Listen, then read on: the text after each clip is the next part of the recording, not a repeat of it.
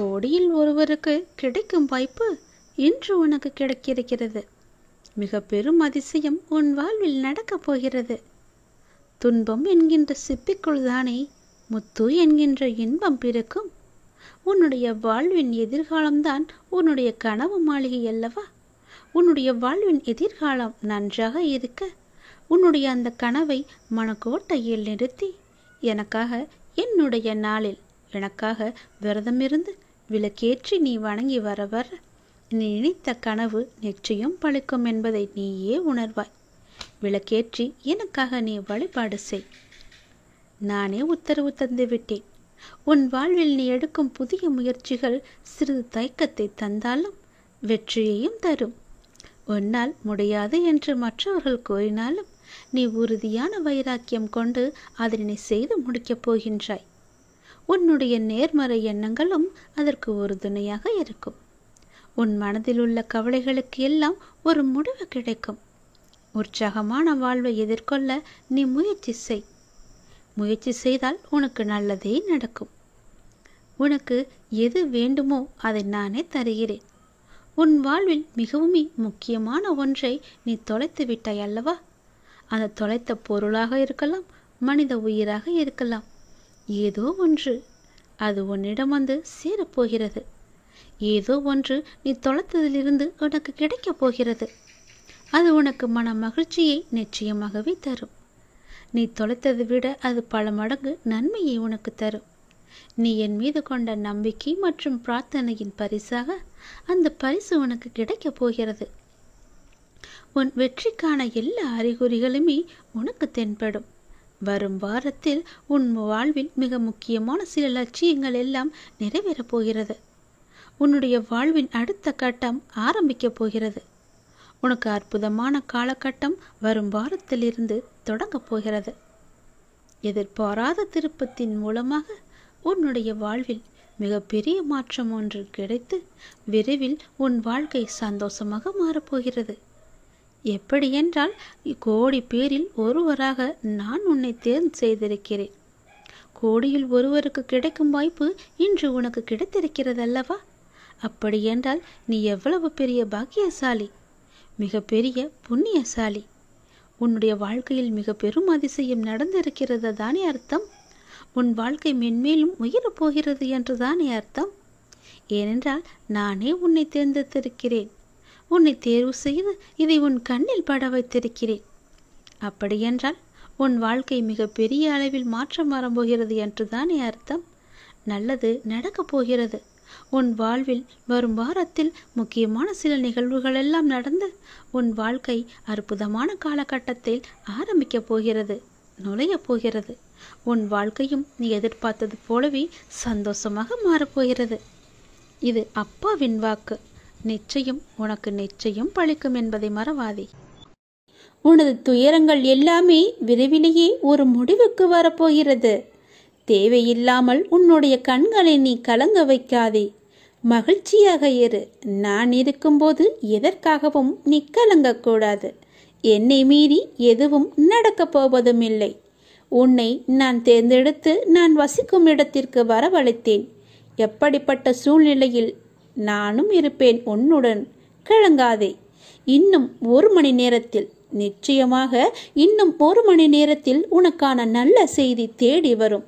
என்னை நம்பு, முழுவதுமாக நம்பு. என் வாக்கு என்றுமே பொய்யாகாது. எந்த சூழ்நிலையிலுமே நான் உன்னை பொய்யாக்க மாட்டேன். உன்னை கைவிடவும் மாட்டேன். நம்பிக்கையோடு இரு. உனக்கு என்ன வேண்டும், எது வேண்டும் என்று எனக்கு தெரியும். எல்லாமே என்னிடம் இருக்கிறது. உனக்கு வேண்டியதை நான் கொடுக்கப் போகிறேன். உனக்காகத்தான் நான் காத்து கொண்டிருக்கிறேன். எப்போது என்னை முழுவதுமாக நம்ப ஆரம்பிப்பாயோ அந்த நொடி முதலே உனக்கான நல்ல காலம் பொருந்துவிடும். கவலைப்படாதே. உனக்கு இப்போது மாயை என்ற வலை, கர்மா என்ற துன்பம் உன்னை துரத்தி கொண்டு இருக்கிறது. அதிலிருந்து விடுபடுவதற்காகத்தான் நீ என்னை நம்பு என்று சொல்கிறேன். நீ என்னை நம்பினால் உனக்கு நிச்சயமாக 1 மணி நேரத்தில் நல்ல செய்தி உன்னை தேடி தானாகவே வரும். உன்னை இன்று நான் வழிநடத்தி செல்லும் ஆசானாக நான் இருக்கிறேன். உனக்கான நித்தியப்படி வழங்க நான் சற்று தயங்கி யோசித்து நின்றால் உனக்கு என்னாகும்? என்ன நடந்திருக்கும்? சற்று யோசித்துப்பார். நீ கேட்டு நான் செய்ய வேண்டிய அவசியமில்லை. எந்த சூழ்நிலையிலும் நீ கடந்து வந்த பாதையை மட்டும் நீ மறக்காதே. நான் இருக்கிறேன் என நம்பு. கலங்காதே. உனது கண் முன்னால் நான் அமர்ந்து கொண்டிருக்கிறேன். உன்னுடைய செயல்களில் மாற்றத்தைக் கண்டு என்னை முழுமையாக ஏற்றுக்கொண்டு என்னை நீ காண துடிப்பாய். அப்போது நான் உன் கண் முன்னே தோன்றும் போது உன்னால் பேச முடியாமல் கண்களில் ஆனந்த கண்ணீர் வழிய நீ வாயடைத்து போய் நிற்பாய். உனது கிரகத்தில் நான் வாசம் செய்யும் போது எதற்குமே நீ கலங்காதே. நான் இருக்கிறேன். அனைத்திலும் இருந்து நான் உன்னை விடுவிப்பேன். நல்லதே நடக்கும். உனக்கான எல்லா நல்லதுகளையுமே நான் நடக்க வைத்து உன்னை உயர்த்தி பார்க்க போகிறேன். உனக்கு வேண்டியதை செய்ய நான் இருக்கும்போது எவரிடத்திலும் போய் நீ நின்று கொண்டிருக்காதே. உனது தேவையை பூர்த்தி செய்ய யாசகம் பெற்று உனக்கு தருவதற்கு காத்திருக்கிறேன். நான் இருக்கிறேன் நிழலாக. என்றுமே உனக்காக. என் வார்த்தையை நம்பு. நம்பிக்கை வை. வாழ்வில் உனக்கான தேடல் நிச்சயம் கிடைக்கும். அதற்காக உன்னுடனே நான் துணை நிற்பேன். நீ எதற்குமே கலங்காதே. உன் தேடல் எதுவோ அதை நோக்கி நீ பயணப்பட்டு கொண்டே இரு. என் துணை நிச்சயமாக உனக்கு இருக்கும். உன் கண்ணில் வடியும் கண்ணீரை துடைக்க நானே வருவேன். நானே உனக்கு துணையாக இருப்பேன். நீங்கள் சற்று திரும்பி பாருங்கள். உங்களை கஷ்டப்படுத்திய நாட்கள் எல்லாம் கற்றுக் கொடுத்த நாட்கள் என்று உங்களுக்கே தெரிய வரும். அத்தகைய அனுபவங்களை சேகரித்து வையுங்கள். இனி வரும் நாட்களில் எச்சரிக்கையோடு செயல்பட அதுவே உங்களுக்கு உதவியாக இருக்கும். கவலைப்படுவதற்கு காரணங்களை தேடாமல் ஒவ்வொரு நிகழ்விலும் உள்ள யதார்த்தத்தை எண்ணி மகிழ்ச்சியாக இருக்க பழகி கொள்ளுங்கள். எந்த சூழ்நிலையிலும் முயற்சியை மட்டும் கைவிடாதீர்கள். விதியின் பயனில்லை என்றாலும் முயற்சியின் பலன் கட்டாயம் உண்டு.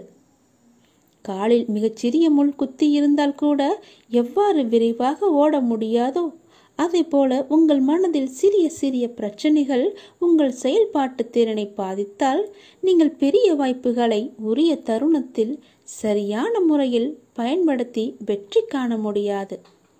எனவே சிறு பிரச்சனைகளுக்கு முக்கியத்துவம் தராமல் அப்பிரச்சனைகளுக்கு உடனுக்குடன் தீர்வு கண்டு நமது மனதை மிகவும் அமைதியான முறையில் வைத்துக்கொள்வது நமக்கு விரைவிலேயே வெற்றியை ஈட்டி தரும். வாழ்க்கை முடிவற்ற சாத்தியங்கள் நிறைந்தது. நன்மைகளை அறுவடை செய்ய சரியான நேரத்தில் சரியானதை செய்யுங்கள். கடும் உழைப்பு என்பது ஒரு சந்தோஷம். அதை செய்து கொண்டே இருக்க வேண்டும். வெகு நிச்சயமாய் ஏதோ ஒரு கணத்தில் அந்த கிரீடத்தை தலையில் வைக்கும். அந்த கணம் யாருக்கும் கிரீடம் என்று தெரியாது. ஆனால் உழைப்பவர்களுக்கு கிரீடம் நிச்சயமாகவே உண்டு. ஒருபோதும் உழைப்பவர் தோற்று போக மாட்டார். உழைப்பவருக்கே உழைப்பின் அருமை தெரியும். ஆகவே உழைப்பதை ஒரு வைராக்கியமாக கொண்டு உழைத்து வெற்றி பெற்று நீங்கள் வாழுங்கள். இந்த அப்பாவின் துணை உங்களுக்கு எப்போதுமே இருக்கும். என் அனுக்கிரகத்தால் இந்த பிறவியில் என்னை நீ ஆராதித்து கொண்டிருக்கிறாய். அப்படி என்னை வணங்கும் அவகாசம் உனக்கு கிடைத்ததே ஒரு பெரிய யோகம். நீ இப்பிறவிக்கு சாட்சி. நான் உன் பூர்வ ஜென்மங்கள் அனைத்திற்குமே சாட்சியாக இருப்பேன். நீ எதை பற்றியுமே கவலைப்படாமல் உன்னுடைய இலக்கு எதுவோ அதை நோக்கி நீ பயணப்பட்டு கொண்டே இரு. உன் இலக்கில் எந்த ஒரு கெடுதலும் வராமல் எந்த ஒரு தடையும் வராமல் நான் பார்த்து கொள்கிறேன். என் துணை உனக்கு எப்போதுமே உண்டு.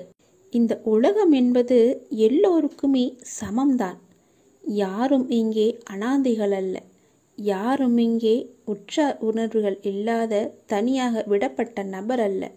எல்லோருக்குமே எல்லாமே இருக்கின்றது. யாரும் எதுவும் இல்லாமல் இங்கே இருக்கவில்லை. அவர்களுக்கு துணையாக நான் இருக்கிறேன். இந்த உலகத்தில் உயர்ந்தவர் தாழ்ந்தவர் என்று யாருமே கிடையாது. யாரும் ஏழையும் அல்ல, யாரும் பணக்காரரும் அல்ல. யாரும் உயர்ந்த ஜாதியும் அல்ல, யாரும் தாழ்ந்த ஜாதியும் அல்ல.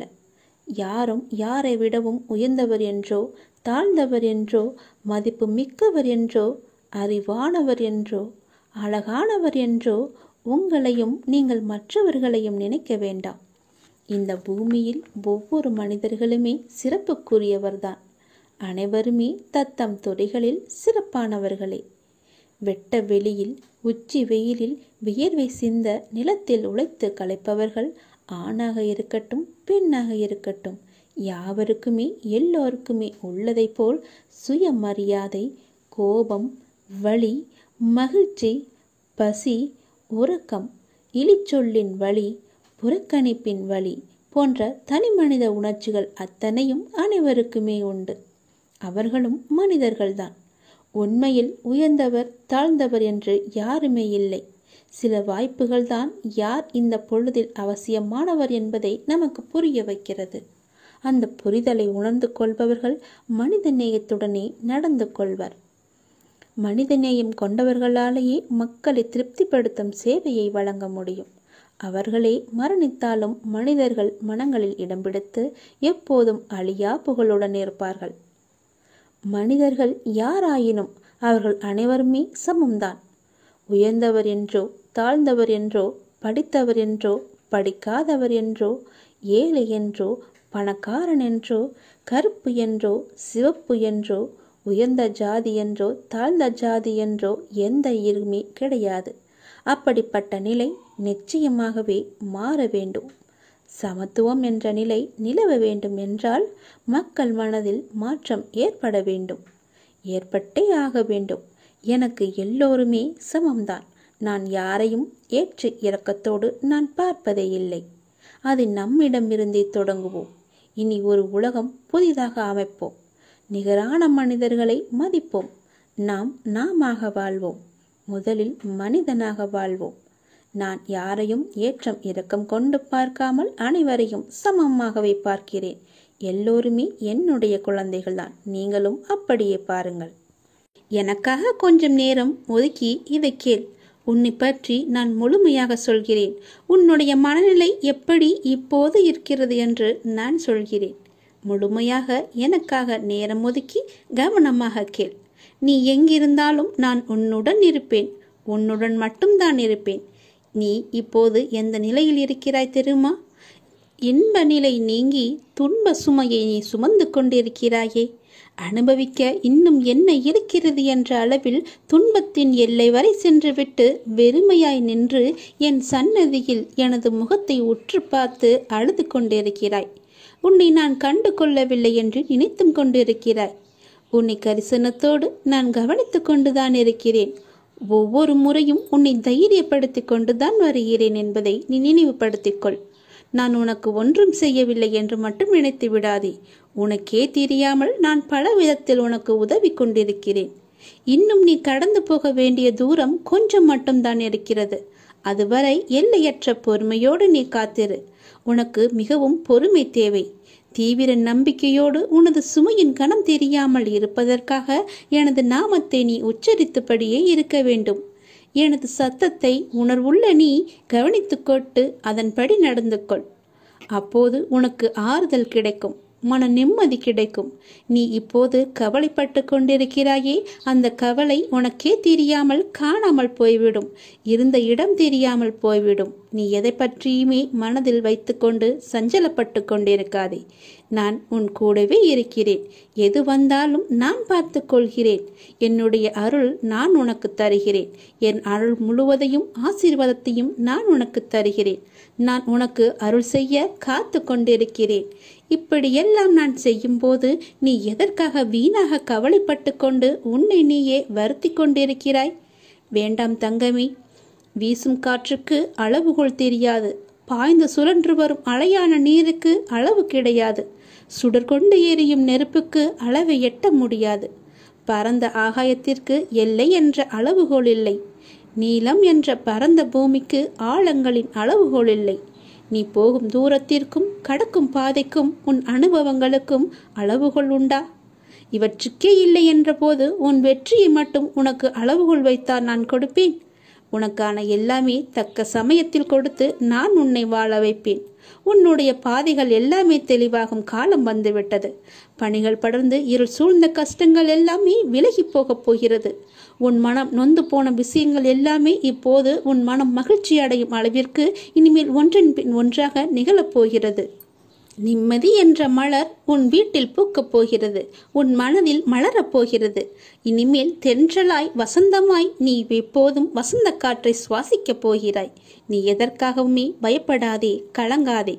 உன்னில் வெற்றி என்ற தீபத்தை நான் ஏற்றி காமிக்கிறேன். அகிலத்தின் ரூபமாய் நான் எப்போதுமே உனக்கு துணையாக இருப்பேன். இது நிச்சயமாகவே நடக்கும். எதை பற்றியுமே கவலைப்படாதே. இன்றைய இப்போதைய சூழ்நிலையை வைத்து எதிர்காலத்தை நீ தீர்மானித்து விடாதே. எல்லாவற்றையுமே நானே பார்த்து கொள்கிறேன். உன் அப்பா நான் இருக்கும்போது எதற்குமே நீ கவலைப்படாதே.